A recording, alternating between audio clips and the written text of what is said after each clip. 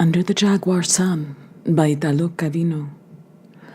Oaxaca is pronounced Oaxaca. Originally, the hotel where we were staying had been the convent of Santa Catalina.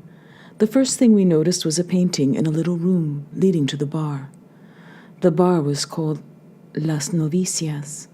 The painting was a large, dark canvas that portrayed a young nun and an old priest standing side by side, their hands slightly apart from their sides, almost touched. The figures were rather stiff for an 18th century picture.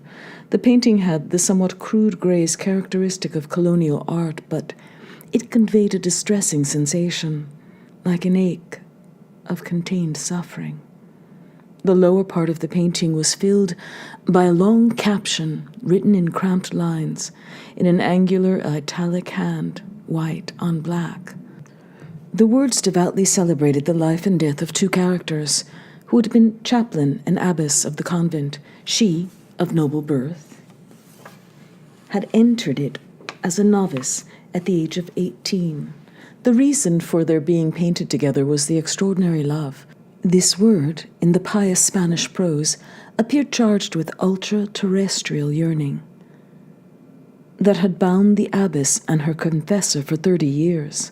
A love so great, the word in its spiritual sense sublimated but did not erase the physical emotion, that when the priest came to die, the abbess, 20 years younger, in the space of a single day, fell ill and literally expired of love. The word blazed with a truth in which all meanings converge: to join him in heaven. Olivia, whose Spanish is better than mine, helped me decipher the story, suggesting to me the translation of some obscure expressions, and these words proved to be the only ones we exchanged during and after the reading, as if we had found ourselves in the presence of a drama or of a happiness that made any comment out of place. Something intimidated us, or rather frightened us, or more precisely, filled us with a kind of uneasiness. So I will try to describe what I felt: the sense of a lack, a consuming void. What Olivia was thinking since she remained silent, I cannot guess. Then Olivia spoke. She said, "I would like to eat chiles en nogada." And walking like somnambulists, not quite sure we were touching the ground, we headed for the dining room. In the best moments of a couple's life, it happens. I immediately reconstructed the train of Olivia's thought, with no need of further speech, because the same sequence of associations had unrolled in my mind, though in a more foggy, murky way. Without her, I would never have gained awareness of it. Our trip through Mexico had already lasted a week. A few days earlier, in Tepoztlan, in a restaurant whose tables were set among the orange trees of another convent's cloister, we had savored dishes prepared, at least we were told, according to the traditional recipes of the nuns. We had eaten a tamal de elote, a fine semolina of sweet corn, that is, with ground pork and very hot pepper, all steamed in a bit of corn husk, and then chiles en nogada, which were reddish-brown, somewhat wrinkled little peppers swimming in a walnut sauce whose harshness and bitter aftertaste were drowned in a creamy, sweetish surrender.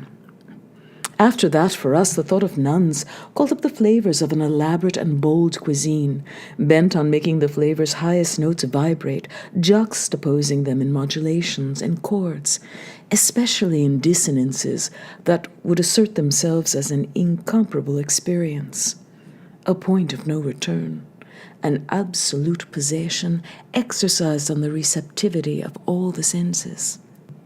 The Mexican friend who had accompanied us on that excursion, Salustiano Velasco by name, in answering Olivia's inquiries about these recipes of conventional gastronomy, lowered his voice as if confiding indelicate secrets to us. It was his way of speaking, or rather, one of his ways.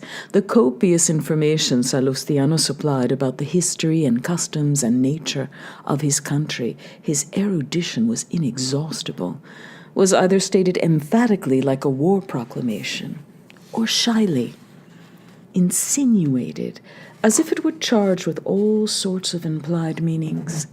Olivia remarked that such dishes involved hours and hours of work, and even before that a long series of experiments and adjustments. Did these nuns spend their whole day in the kitchen, she asked, imagining entire lives devoted to the search for new blends of ingredients, new variations in the measurements, to alert and patient mixing, to the handing down of an intricate, precise lore? Tenían sus criadas, Salustiano answered. They had their servants. And he explained to us that when the daughters of noble families entered the convent, they brought their maids with them. Thus, to satisfy the venial whims of gluttony, the only cravings allowed them, the nuns could rely on a swarm of eager, tireless helpers. And as far as they themselves were concerned, they had only to conceive and compare and correct the recipes that expressed their fantasies, confined within those walls. The fantasies, after all, of sophisticated women, bright and introverted, and complex women, who needed absolutes, whose reading told of ecstasies and transfigurations, martyrs and tortures, women with conflicting calls in their blood, genealogies in which the descendants of the conquistadores mingled with those of Indian princesses or slaves, women with childhood recollections of the fruits and fragrances of a succulent vegetation thick with ferments, though growing from those sun-baked plateaus. Nor should sacred architecture be overlooked. The background to the lives of those religious, it too was impelled by the same drive toward the extreme that led to the exacerbation of flavors, amplified by the blaze of the most spicy chiles. Just as colonial Baroque set no limits on the profusion of ornament and display, in which God's presence was identified in a closely calculated delirium of brimming, excessive sensations, so the curing of the 100 or more native varieties of hot peppers carefully selected for each dish opened vistas of a flaming ecstasy.